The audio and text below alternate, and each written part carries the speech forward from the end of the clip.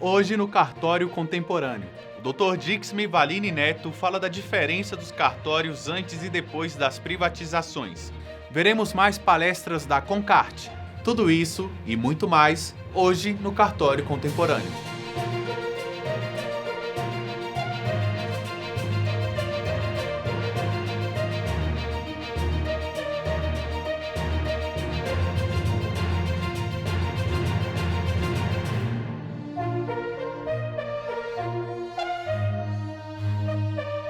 O convidado de hoje é o Dr. Dixme Valine Neto, mestre em Informática e Direito pela Universidade Complutense de Madrid, pós-graduado em Direito Civil pela Universidade Cândido Mendes e professor tutor da Fundação Getúlio Vargas do Rio de Janeiro.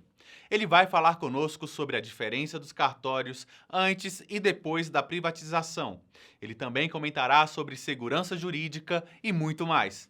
Olá, Dr. Dixme, seja bem-vindo ao Cartório Contemporâneo. Tudo bem com o senhor? Obrigado, Duda. Tudo bem?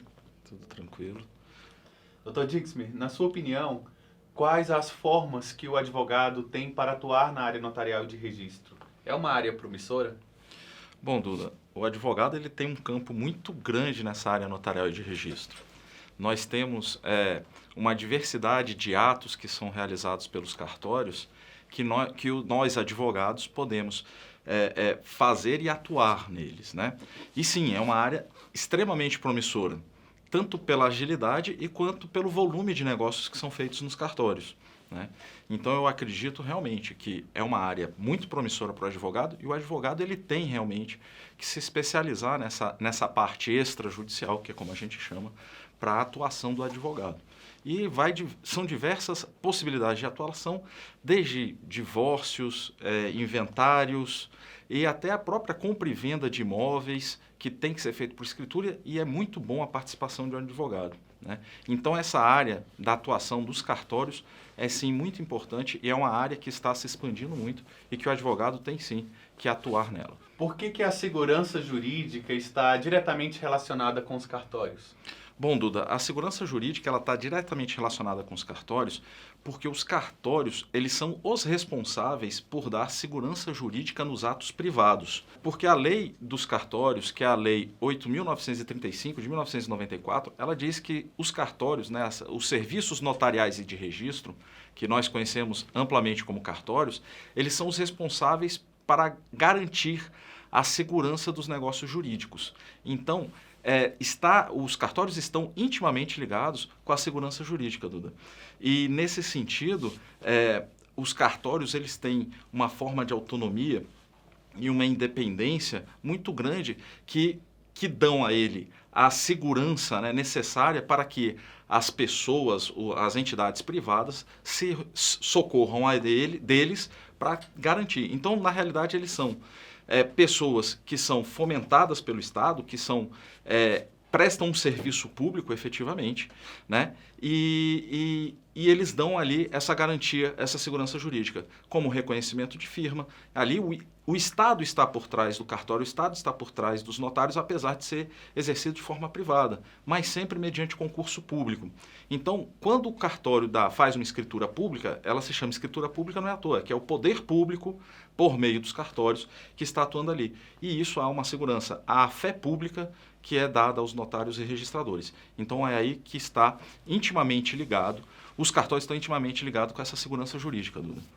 É desse jeito que o cartório atua de forma a prestar esse serviço público de dar segurança jurídica aos negócios.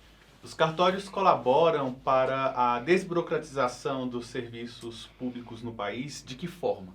Sim, os cartórios, sem dúvida, eles colaboram para essa desburocratização, né?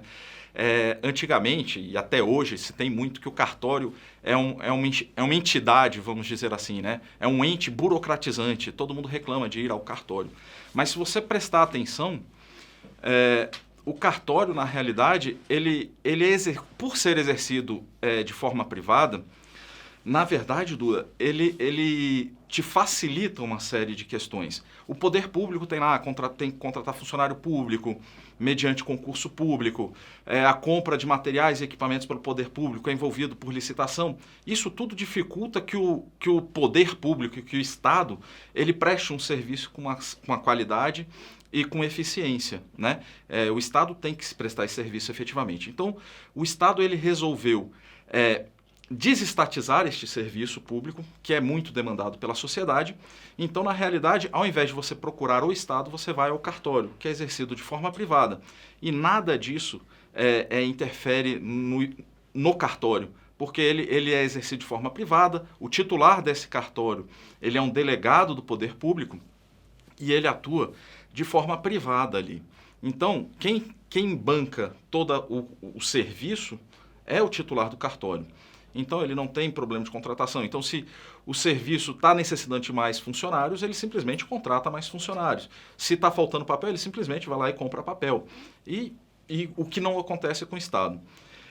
O fato é que você retirar certas atribuições do Estado e passar para entidades privadas, para pessoas privadas, você tem uma racionalização da eficiência da coisa e você tem um aumento da qualidade. A vantagem é que, como o serviço é público, como o serviço ele é prestado de forma privada, o poder público fiscaliza. Então, se a prestação do serviço ela não está sendo adequada, o poder público pode, no poder de fiscalização, no poder de polícia dele, ele fiscalizando, ele pode cobrar que aquele serviço seja melhor, seja prestado de forma mais eficiente. E aí existem as várias normas. A atividade notarial de registro, ela é prestada, é fiscalizada pelas corregedorias estaduais e hoje pelo CNJ também. Então, essa fiscalização ela é muito rígida, né? E os cartórios, de forma geral, eles têm uma boa prestação de serviços. Não havendo essa boa prestação de serviço, pode ser feita a reclamação e as corregedorias estaduais de justiça elas vão apurar. Então, sim, a gente pode considerar que é uma desburocratização. Você retira da burocracia estatal e entrega na mão de uma entidade privada, de uma pessoa, né? Na realidade, ele é exercido por pessoas físicas, mas de forma privada. E aí sim você tem uma qualidade, uma eficiência, uma agilidade muito maior na prestação desse serviço público. Se você tiver alguma dúvida ou curiosidade sobre as atividades dos cartórios, mande-nos sua pergunta para o e-mail tvcartorios@cnr.org.br. A sua pergunta poderá aparecer aqui no programa.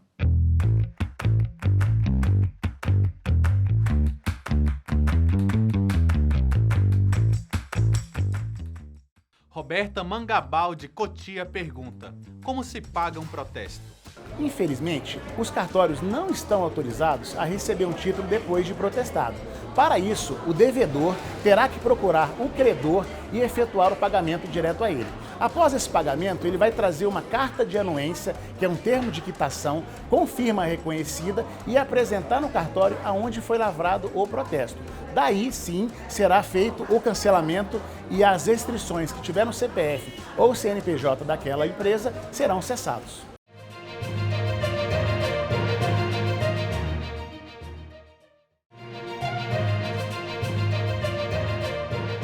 De quais maneiras os cartórios podem contribuir para desafogar o judiciário?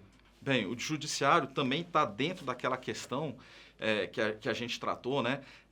O judiciário é poder público, só que ele atua nas lides, né? Naquelas questões que há controvérsias e que as partes não conseguem solucionar por elas mesmas.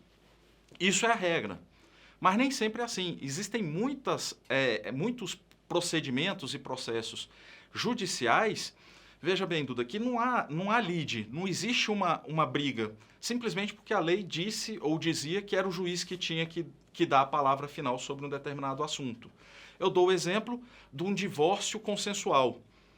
Os então casados, eles querem se divorciar, não há briga, não há nada, não há disputa nenhuma, os dois têm um interesse comum, que é o divórcio, a partilha dos bens. Por que precisa de um juiz dizer, sim, vocês estão divorciados e a partilha dos bens se dará desta forma? Não há nenhuma necessidade.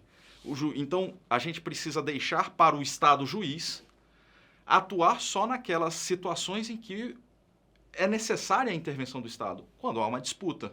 Não havendo disputa, as coisas podem ser solucionadas de forma consensual e aí sim entram os cartórios. O exemplo do divórcio é um exemplo, né? São diversas as possibilidades, que não há necessidade da atuação do Estado juiz. Ah, mas por que os cartórios? A gente volta àquela primeira pergunta, a segunda pergunta, na verdade. Por que os cartórios? Porque os cartórios são aqueles são aqueles serviços públicos destinados a dar segurança jurídica. Eu estou falando de um divórcio. Há ali a formação de uma família, há um casamento, há um registro de casamento, aquelas partes decidiram viver uma vida em comum. E quando há a ruptura disso, é preciso trazer segurança jurídica para essa ruptura. A gente chegou à conclusão que não há necessidade do juiz falar que houve essa ruptura, né? Mas vamos dar para alguém que tenha fé pública e que nos dê a segurança jurídica de que aquela ruptura ocorreu de forma adequada. E aí a gente entra nos cartórios. E lembrando, no caso, por exemplo, do divórcio que a gente deu, sempre é necessária a participação de um advogado para atuar pelas partes, né, para que isso seja de forma legal, e o advogado como conselheiro das partes e para zelar também ali pela legalidade, que também será zelada, no caso, pelo notário. Então,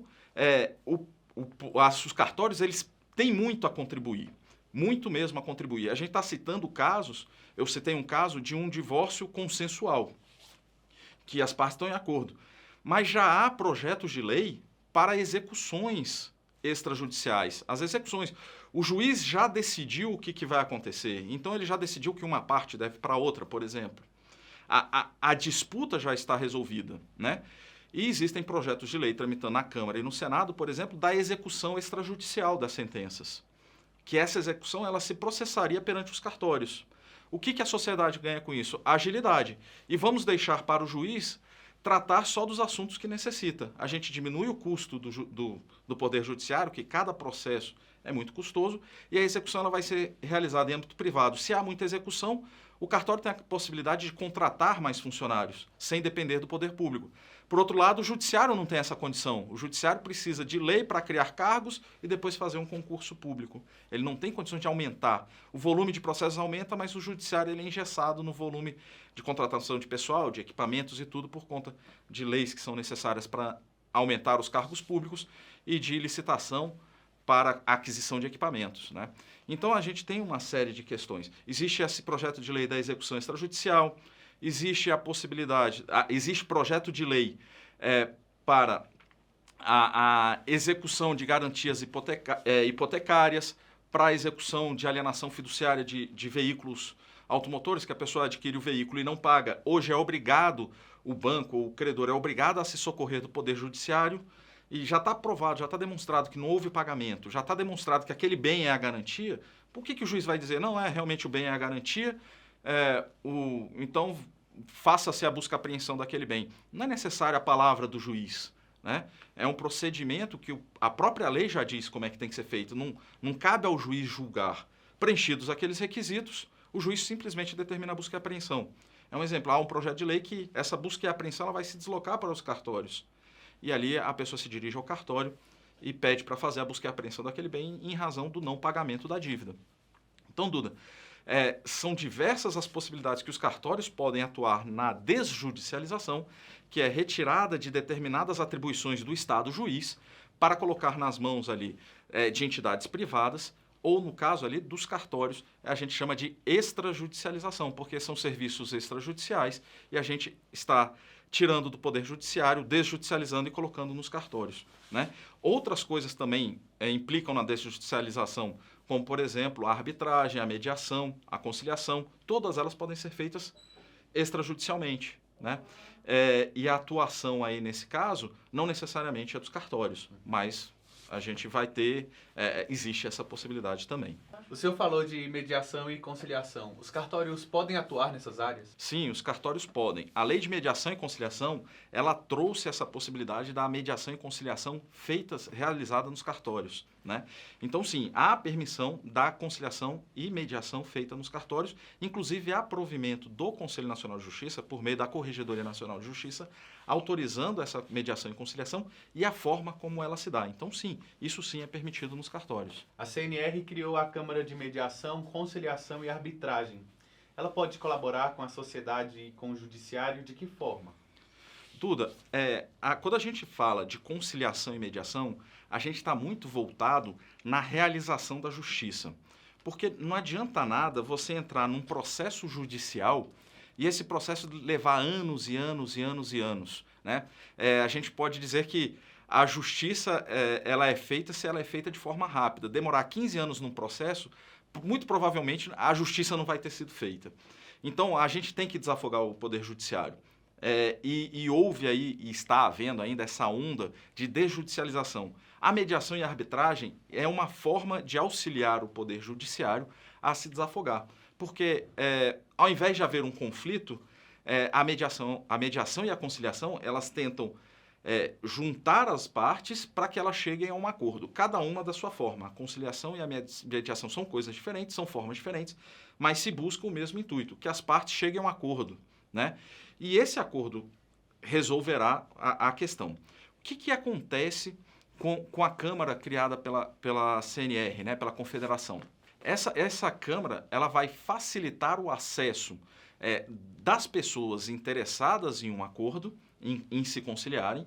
Ela facilitando isso, você vai disponibilizar uma quantidade de cartórios maior para fazer essa conciliação e mediação. Que hoje as pessoas, elas têm que procurar o cartório ou têm que procurar uma câmara de mediação ou uma câmara de conciliação privadas. Os cartórios, a CNR, tendo o respaldo dos cartórios para trás, por ser a confederação que congrega todos os cartórios, ela teria ali o respaldo da atuação notarial e de registro para fazer ali dando a segurança jurídica necessária para fazer aquela conciliação, aquela mediação. O resultado dessa conciliação e mediação será ali um documento público lavrado em um cartório ou definido ali com a fé pública dos titulares dessa mediação e dessa conciliação. E qual a sua visão sobre o futuro da atuação extrajudicial na prestação dos serviços à população? Isso. Muito se diz por aí que os cartórios estão acabando em razão da tecnologia.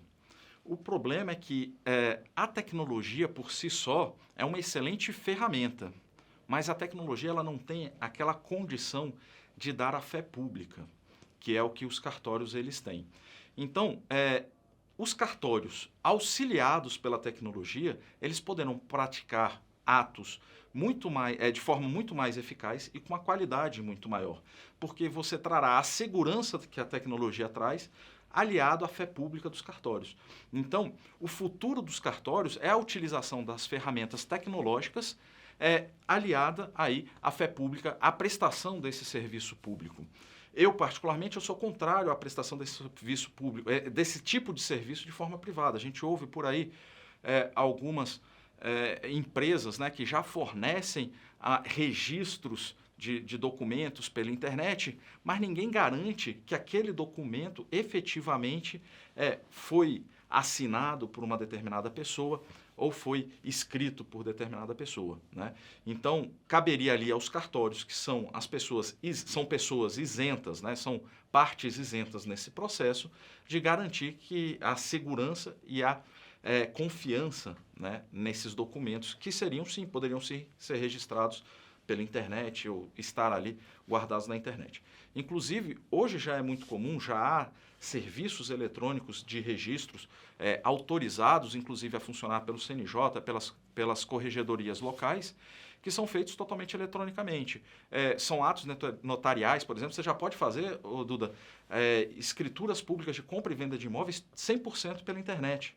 Você não precisa ir mais ao cartório, é possível. Tem que se cumprir certos requisitos para a escolha da serventia, para a escolha do cartório que você vai fazer, mas hoje já é possível você fazer uma compra e venda 100% pela internet, faz a escritura de compra e venda, e aquela escritura de compra e venda ela é uma escritura digital que é encaminhada de forma digital ao registro de imóveis competente, que é registrada no registro de imóveis competente. Hoje sim é possível você adquirir um imóvel sem sair de casa. Então essa tecnologia está ajudando muito. Isso é o futuro dos cartórios, isso é o futuro da tecnologia aplicada ali à segurança jurídica praticada pelos cartórios. E como o senhor avalia a iniciativa da CNR em criar o cartório contemporâneo? O cartório... É muito interessante essa pergunta e ela está bem ligada à primeira pergunta, porque você me perguntou, Duda, no começo, como é que o advogado poderia atuar se era um campo promissor.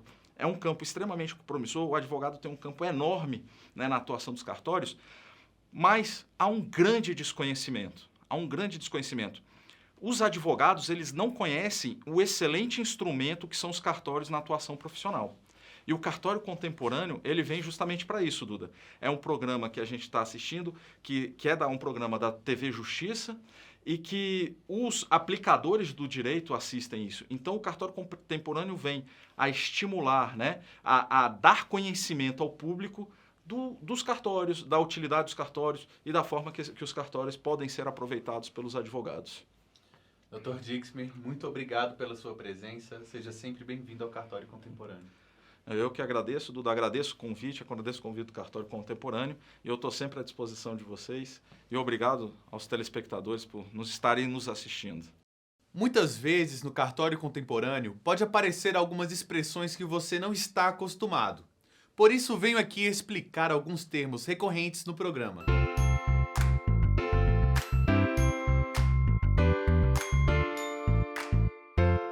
O inventário é um procedimento jurídico que tem como objetivo transferir a propriedade de um ente falecido para os herdeiros. O processo também pode ser aberto por credores de possíveis dívidas deixadas em vida, como uma forma de buscar o patrimônio do falecido para quitação.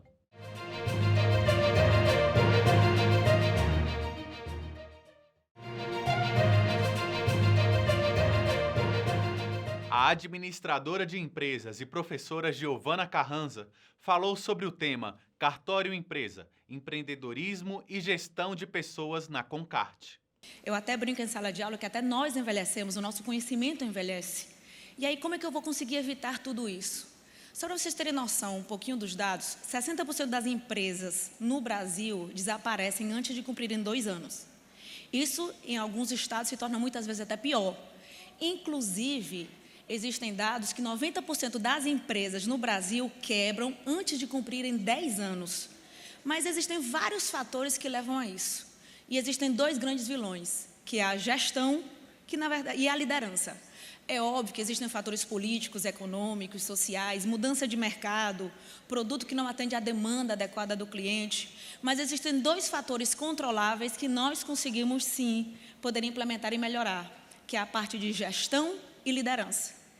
Infelizmente, por uma questão cultural, nós não valorizamos muito a gestão. Eu fiz vestibular de medicina, porque desde o início a escola foi direcionando, e aí eu abandonei medicina no 2º semestre e decidi ser administradora. A coisa que eu mais escutava era: tu vai deixar de ter uma estabilidade financeira para ser uma administradora. Só que eu defendo a ideia que a gente tem que fazer aquilo que a gente ama, não importa o que seja, você tem que fazer bem feito. E aí, quando eu entrei nesse mundo de administração, eu comecei a ver que no Brasil realmente existem muitos obstáculos para você ser uma gestora de qualidade. O gestor, muitas vezes, ele é ocupado por qualquer profissional de qualquer área. E uma das razões pela qual as empresas não conseguem resultado é por ter uma gestão ineficiente e ineficaz. Como é que a gente pode melhorar isso? Bom, primeiro de tudo, desde o momento da seleção do indivíduo até o processo de retenção dos melhores talentos. Quando a gente fala de seleção, um programa de recrutamento adequado vai permitir fornecer todas as informações para atrair os melhores profissionais do mercado. Além disso, uma vez contratado, tem um processo de treinamento e toda a parte de integração, mas a gestão de pessoas e o empreendedorismo, eles andam totalmente interligados. O que seria essa parte do empreendedorismo? É uma inovação. Eu entendo que os cartórios não são como uma empresa da área de tecnologia, marketing digital, que eles podem inovar muito além. Mas quando a gente fala de inovação em cartório, a gente pode falar muito bem de uma gestão mais flexível.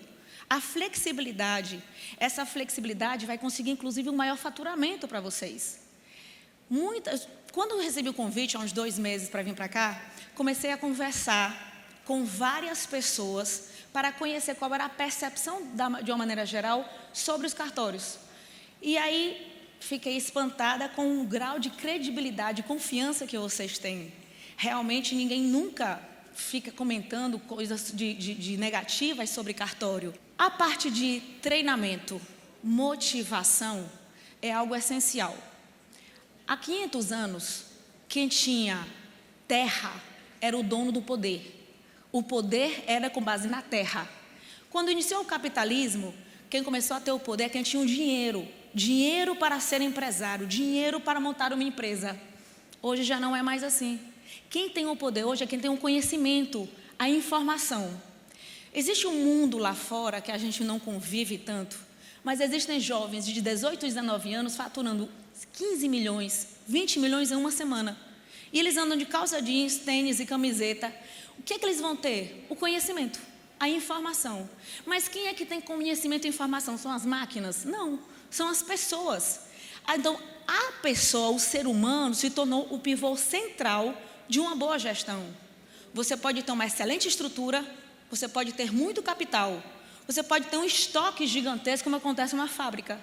Mas o que vai fazer a sua empresa ter sucesso são as pessoas que estão dentro dela. E a gente comete um erro muito grande. Geralmente a gente contrata alguém para a parte do atendimento e quando vemos que essa pessoa é muito competente, a gente promove. E a gente tira ela da imagem, da parte principal com o cliente. E aí ela vai para dentro da organização, enquanto na verdade ela deveria estar ali, no dia a dia. Porque essa é a imagem que a empresa vai construir para o cliente externo. Então a gente precisa focar no pivô central, que são os funcionários. Você concorda que não dá para ter um time de futebol campeão se eu tiver um monte de pernas de pau? Pois é a mesma coisa uma empresa. Eu não vou conseguir ter uma empresa lucrativa se eu não conseguir ter uma série de funcionários conscientes da necessidade de eficiência, de faturamento, de atendimento ao cliente. Muitas vezes, as empresas estão preocupadas em faturar. Eu conheço empresas que faturam 2 a 15 milhões por mês, mas têm prejuízo de 1,5 milhão. Enquanto existem empresas que faturam 500 mil por mês e têm um lucro de 300 mil, de 400 mil. Então, o gerenciamento desses custos podem ser feitos através de automação. E é algo que poderia ser implementado no sistema de cartório. Essa automação, ela poderia vir através de sistemas que inicialmente têm, infelizmente, um investimento mais alto, porque esses sistemas eles precisam ser personalizados de acordo com a necessidade de cada cartório, mas ele vai ter um retorno no médio prazo muito superior. Toda mudança vai encontrar obstáculo. Qualquer implementação de mudança, vão ter pessoas que vão dizer, não, mas isso só vai dar trabalho, isso vai prejudicar o nosso desempenho. E depois que a mudança é implementada e começa a apresentar resultado, a gente percebe que essa mudança, sim, conseguiu ter melhores resultados. Então, esse empreendedorismo, com certeza, como eu já falei, é mais limitado nos cartórios do que uma empresa na área de tecnologia. Mas é, sim, possível utilizar ferramentas. Eu entendo que, às vezes, a gente tem uma maneira mais conservadora de pensar. Mas nós não podemos evitar as mudanças do mercado. Nós não podemos evitar a inovação tecnológica. Ou a gente se adapta a elas, ou a gente termina ficando para trás, a gente termina envelhecendo, a gente termina entrando em desuso, em obsolescência. Então, essa inovação tem a sua limitação jurídica, mas é possível, sim, que essa inovação consiga melhores resultados. Onde é que a gestão de pessoas entra? Vejamos aqui.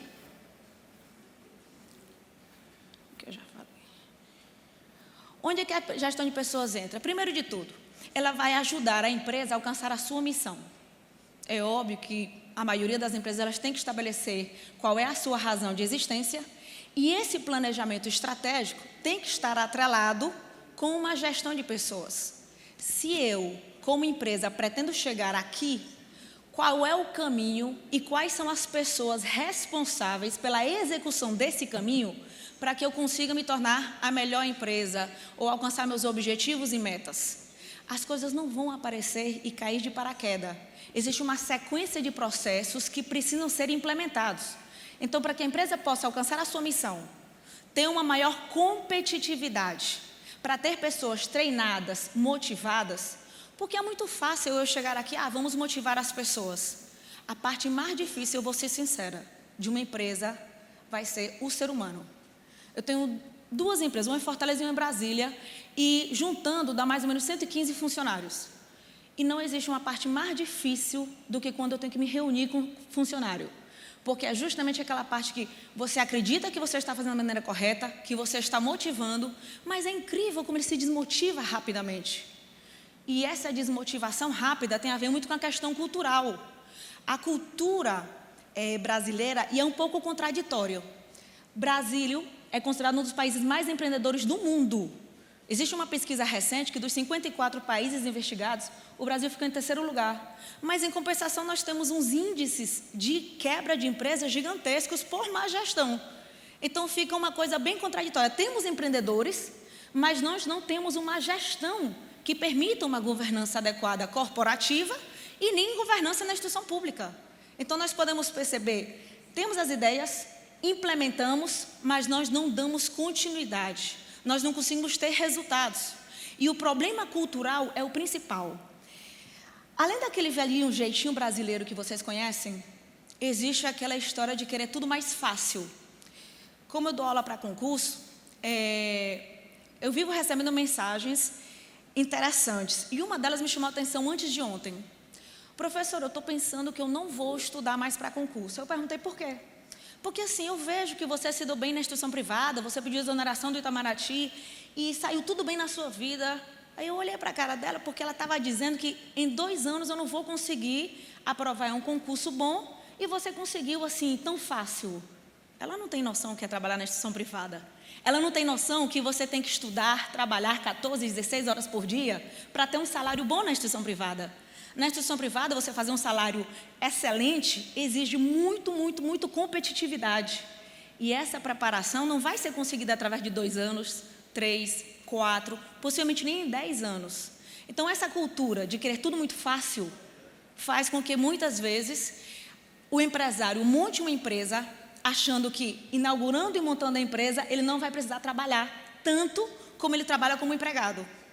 Pode somar todo mundo, multiplicar por 10, que você é empresário, você com certeza trabalha mais. Além disso, temos a questão também de vários obstáculos. Não estamos aqui para focar a parte da burocracia, a parte de legislação trabalhista, que prejudica muito as organizações. Eu acho que se a gente tiver autorresponsabilidade e a gente fizer a nossa parte, a gente consegue um resultado adequado. Então, a gestão de pessoas hoje, o que é que ela vai proporcionar para a organização?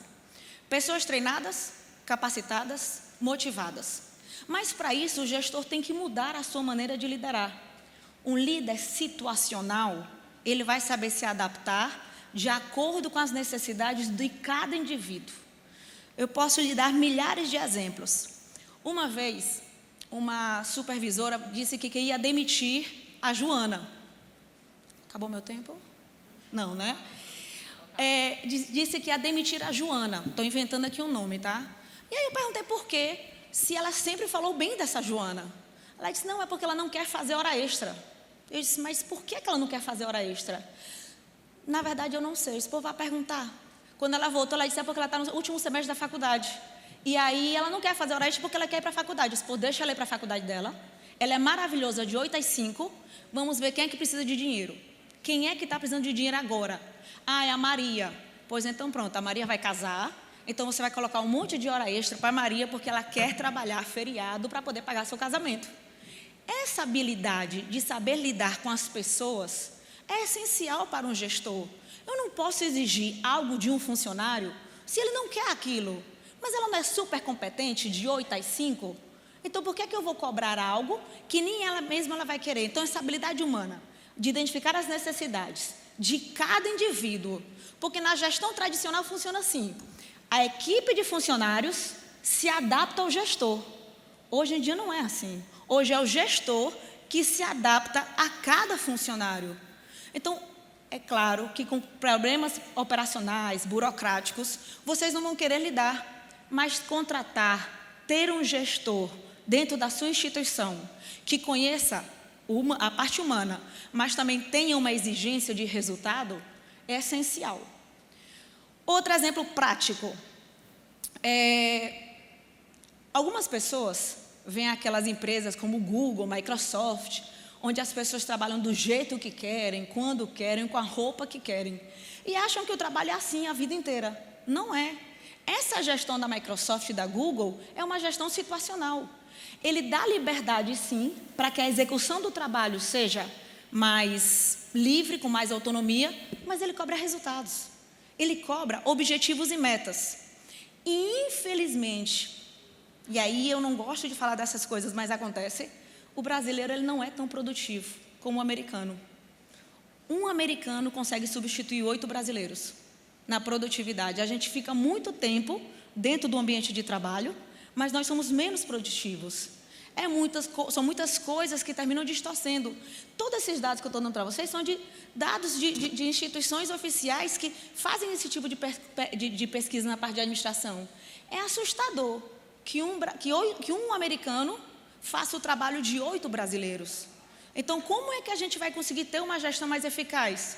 Consciência cultural, consciência de valores, consciência de responsabilidade, de foco no cidadão, foco no cliente, procurar realmente vestir a camisa da empresa. Muitas empresas até falam que elas pensam nos funcionários, mas uma coisa é escrever e colocar uma placa na parede, e outra coisa é implementar. Lá na nossa empresa, a gente paga a comissão de vendas quando as metas são alcançadas, desde o rapaz que limpa até o gestor de cada sede, tá? Porque nós temos 3 sedes em Fortaleza e uma em Brasília. Então, para gestor de cada sede, desde o rapaz que limpa, porque a gente tem um entendimento que se eu alcanço uma meta, eu vou ter mais clientes, todo mundo tem mais trabalho, inclusive o rapaz que limpa o banheiro, a moça que limpa o chão. Então, uma gestão flexível, remuneração por desempenho, produtividade. Isso nós encontramos um obstáculo na parte jurídica. Eu não posso ter 2 pessoas no mesmo cargo ganhando salários diferentes. Então, é necessário sim uma flexibilidade, porque termina batendo de frente com tudo que a gente implementa, com tudo que é necessário para ter uma produtividade maior. Então, existem algumas saídas que as empresas fazem, vocês já devem ter ouvido falar, tipo assim, analista 1, analista 2, analista 3. Tá? É uma maneira de desempenhar de acordo com remunerar de acordo com desempenho, produtividade, resultado e comprometimento. Eu não devo remunerar apenas o cargo, porque eu posso ter 2 pessoas no mesmo cargo, onde uma apenas executa o básico, o trivial, e o outro faz muito mais, apresenta muito mais resultados. Então, onde é que está o princípio da equidade na administração? Porque na administração, a gente entende que para pessoas iguais, o salário é igual. Mas se as pessoas são diferentes, o salário tem que ser diferente. É um pouco diferente do pensamento da parte jurídica. Mas essa equidade na remuneração termina proporcionando desafios aos funcionários. Ele percebe que ele produzindo mais, ele vai ter uma recompensa maior. E quando eu falo de recompensa, não necessariamente precisa ser financeira. Pode ser uma recompensa na parte de estudo, uma flexibilidade do horário, um curso que a instituição conseguiu para o funcionário. Recentemente, a gente conseguiu um curso de copy, que é um curso na parte de marketing digital, onde o curso custa 2 dias, ele custa R$ 12.500, tá? Então, é um valor que qualquer funcionário na parte de marketing digital é um sonho fazer. E a gente conseguiu uma bolsa para ele. E pelo fato da gente ter conseguido a bolsa, vocês deveriam ver a produtividade e os resultados que ele proporciona para a empresa. Então, não sempre precisa ser uma recompensa financeira. Pode-se, sim, flexibilidade de horário, cursos, pós-graduação. E essas estratégias, elas funcionam muito bem para poder ter pessoas mais competentes, pessoas que trabalham em equipe, em sinergia. E o trabalho em equipe, ele é essencial. Quando eu dou consultoria em algum tipo de empresa, uma coisa que eu mais escuto é: Giovana, eu trabalho em equipe, mas ninguém mais trabalha em equipe. Eu queria saber como é que a pessoa trabalha em equipe sozinha. Ninguém consegue trabalhar em equipe sozinha. Então, na verdade, ninguém naquela organização tem um resultado em conjunto. As responsabilidades são individuais. É como se fosse assim: eu me responsabilizo pelo meu. Se tiver algum problema no trabalho do outro, eu não tenho nada a ver com isso. Em uma equipe, não.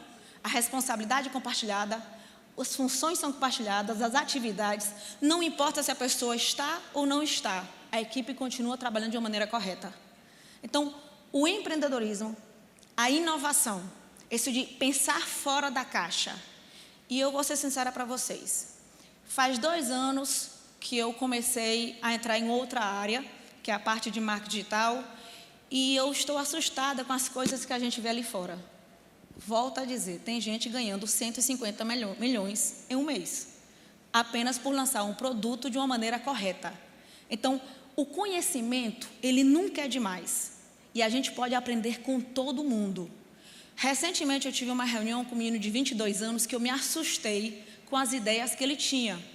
ele conseguiu me passar coisas que eu não aprendi. É uma especialização todinha de marketing. Isso talvez é uma tomadinha de café de talvez 2 horas. Então, o conhecimento hoje é o pivô central. Se a gente está sempre com as mesmas pessoas e no mesmo ambiente, a gente não tem noção do que é que acontece lá fora. Tenha a oportunidade de conversar, procure bater um papo com qualquer pessoa. Inclusive, eu acho que eu já bati o papo aqui com umas 10 pessoas, das pessoas que estão organizando o evento. Porque essa informação ela vai lhe ser útil para qualquer coisa. Então, empreender não necessariamente é montar uma ideia nova, um produto novo que não exista no mercado. É fazer algo diferente. E se você está fazendo algo diferente, isso vai melhorar toda a situação da sua organização e do mundo. Eu tenho uma filosofia hoje em dia, que as empresas, elas, na verdade, não têm que ser filosofia. Vou nem puxar muito esse assunto. Mas as organizações, elas têm uma responsabilidade gigantesca perante a sociedade. Vocês, com certeza, vocês têm consciência disso. Mas eu não estou falando apenas do cliente que a gente atende. Eu estou falando de uma maneira geral. Então, a partir do momento que a gente tem uma instituição, que existem diversas famílias envolvidas, se a gente parar para pensar quantas crianças são alimentadas a partir do trabalho que a gente desempenha, quantas pessoas têm a esperança de se tornarem melhores porque estão conseguindo pagar uma universidade com o salário que você paga, você vai perceber que você está fazendo uma diferença no mundo. E se podemos ajudar 200 pessoas, por que não ajudar 1.000, 5.000 ou 3 milhões? Então, o conhecimento, a diversidade de informações e o empreendedorismo, junto com a parte de gestão de pessoas, vai fazer sim que as instituições atuem de uma maneira diferente. E precisamos sim mudar um pouquinho a cultura nossa de querer as coisas às vezes. Não é o seu caso e talvez não o meu, mas muita gente ainda pensa da facilidade, do jeitinho brasileiro. A gente precisa realmente ter uma mudança e um choque para que a gente possa se tornar, não um país mais empreendedor, mas sim um país desenvolvido, já que nosso objetivo é que a gente tenha um Brasil diferente. Tá certo? Desculpe pela rapidez, mas é porque realmente quebrou um pouco pelo tempo, mas é apenas uma sementezinha do que a gente é capaz de fazer dentro das instituições. Muito obrigada.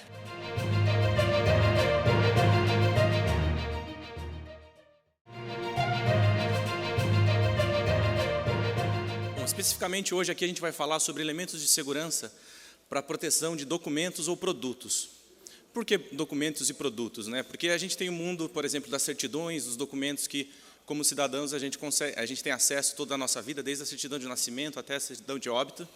E também a gente tem, quando a gente fala em proteção de produtos, a gente pode falar na proteção de uma bebida de alto valor agregado, ou de um agroquímico, né? Nos defensivos agrícola da BASF, por exemplo, nós temos um selo de proteção onde, né, garante a proteção do alto valor agregado de um produto que esteja ali dentro.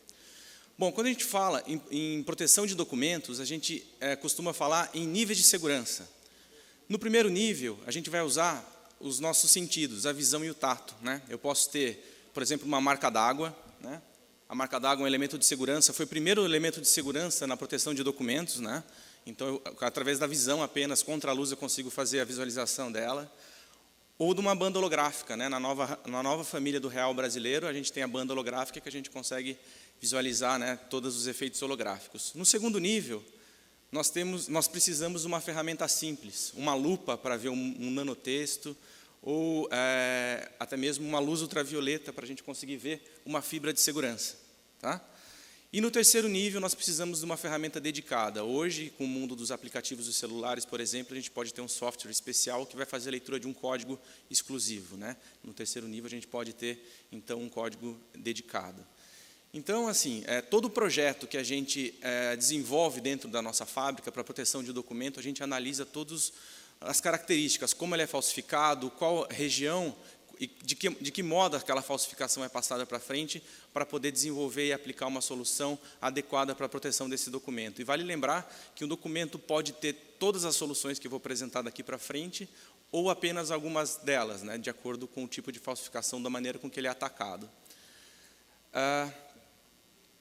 A primeira característica de um papel de segurança, vocês têm uma amostra aí na mão de vocês, talvez a luz esteja um pouco fraca para vocês visualizarem, mas é que o papel de segurança ele não tem alvejante óptico. ou seja, ele é um pouco mais amarelado. Quando a gente compara com um papel branco de imprimir e escrever, ele é mais amarelado. Por quê?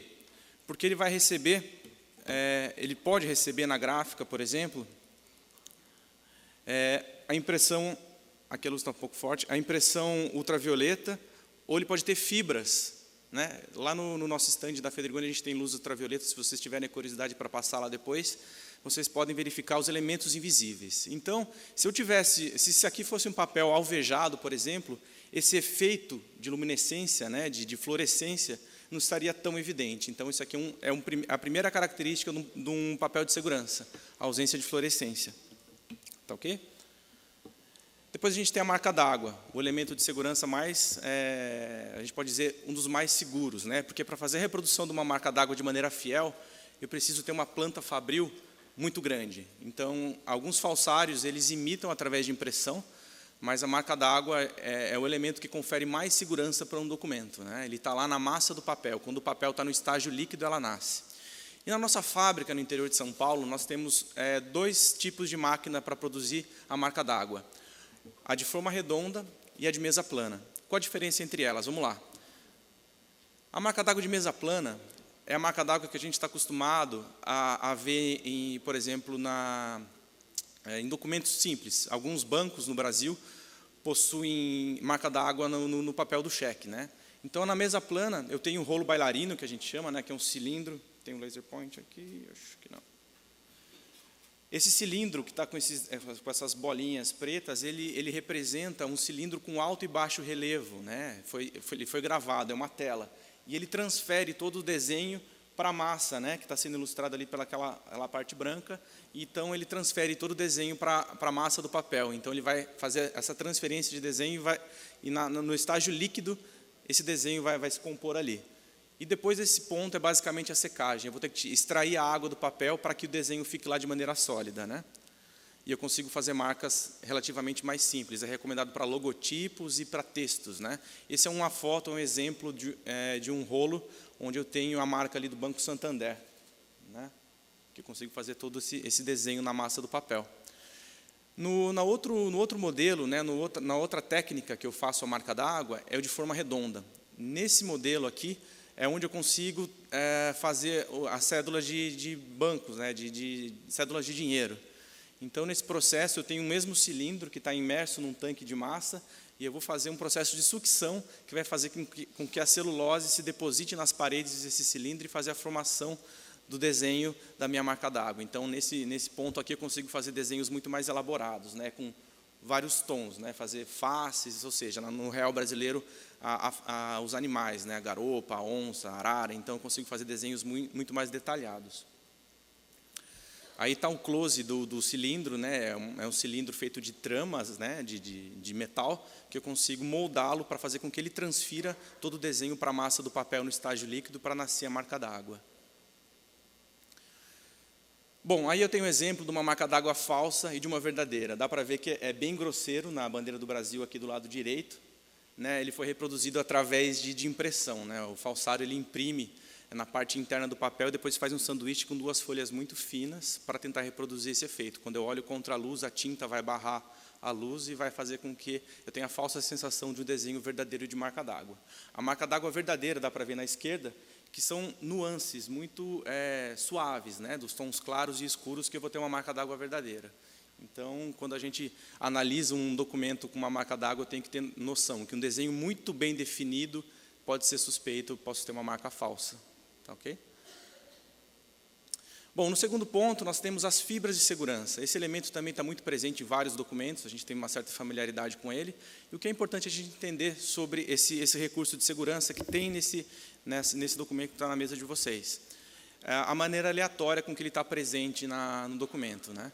Ele é colocado no estágio líquido do papel, então ele vai ficar de maneira dispersa. Ele vai estar mais na superfície, vai estar espalhado por todo o documento. Eu nunca vou ter um documento com a mesma disposição de fibra de um para o outro. Sempre vai ser diferente, porque ele foi colocado na massa do papel. Tá ok? E ele pode ser visível, né? Ele pode ser cores escuras, ou invisível, quando eu coloco a luz ultravioleta para fazer com que ele brilhe. Tá ok?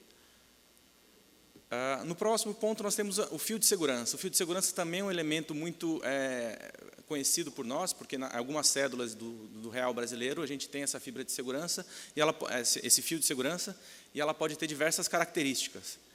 Vamos lá, ela pode ser com mudança de cor, né, por holografia.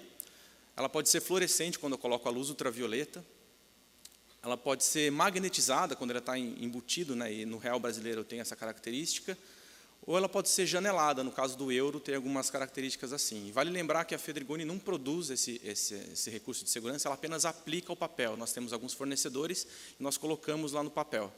E uma característica curiosa, né, que o fio de segurança, por exemplo, do real brasileiro e de todas as outras cédulas, ela tem informação magnética. Ou seja, quando eu coloco lá no dispenser do banco e quando eu saco, por exemplo, a máquina consegue fazer essa leitura magnética e me dizer qual que é o valor daquela cédula. Então, na época do cruzeiro, quando a gente fazia aquela brincadeira de rasgar e puxar a fita, a gente estava invalidando uma cédula, né? Hoje em dia isso não é mais possível, porque ela tem uma cobertura de cola e ela adere ao papel, então isso não é mais possível de ser feito. Bom, vamos falar de banda holográfica. A banda holográfica no dinheiro brasileiro, a gente tem muito conhecimento quando foi lançada essa cédula de R$20. A banda holográfica é um elemento conhecido por gráficas comerciais como hot stamping, né? É um metal que é fundido à superfície do papel, então ele vai ficar de uma maneira muito plana. Quando eu passo o dedo, eu posso sentir a diferença de textura, né, da metalização, mas eu não vou sentir o degrau, não foi nada colado. Quando eu tenho uma banda holográfica falsa, que é no caso aqui da direita, o falsário ele cola uma fita adesiva brilhante na superfície do papel, e quando eu passo a unha, por exemplo, na superfície, eu sinto um certo relevo. Então, uma banda falsa vai ter essa característica, né? No tato eu consigo sentir que ela tem um problema ali. Nessa banda holográfica, eles pegaram um efeito holográfico de várias bolinhas ali e imprimiram 20, 20, 20, 20, para tentar fazer, né, passar isso por uma cédula verdadeira. Então, a gente tem que tomar esse cuidado de saber que tipo de desenho eu tenho que procurar na banda holográfica, né? Na nova família do real, eu tenho os motivos da cédula, né? Pode ser a garopa nos R$100, a onça, né? Vai estar em algum momento ali na minha banda holográfica. Então, essa são as características da banda holográfica.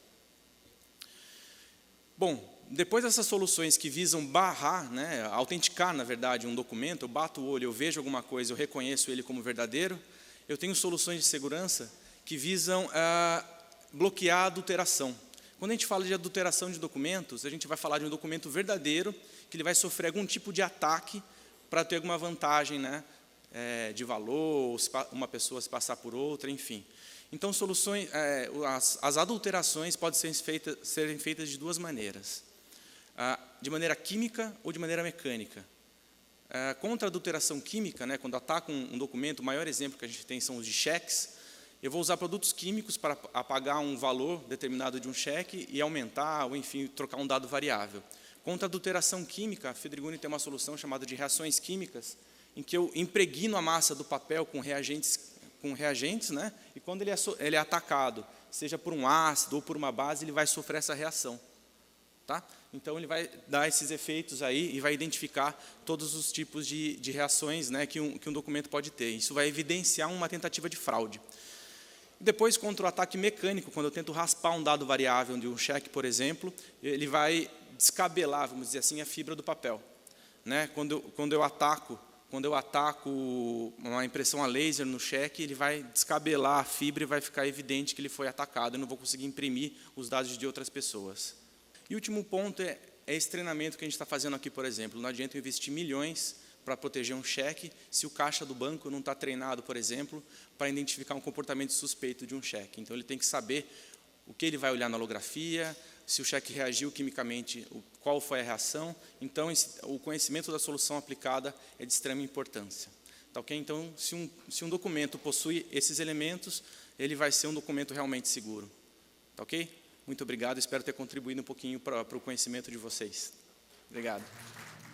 Vejo vocês na quinta-feira, 19 horas, no próximo Cartório Contemporâneo. Até lá!